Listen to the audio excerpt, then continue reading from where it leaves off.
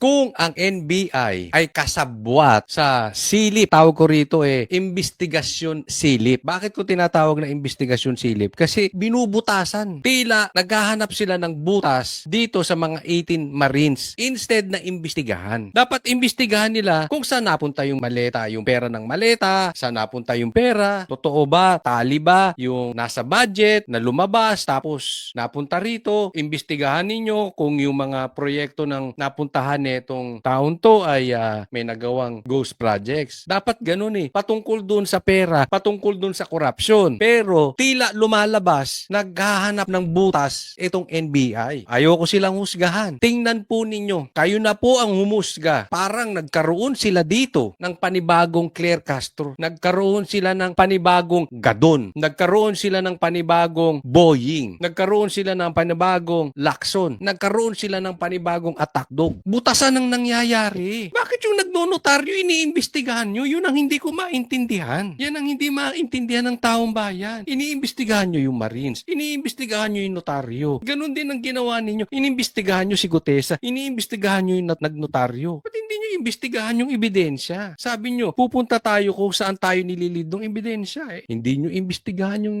ebidensya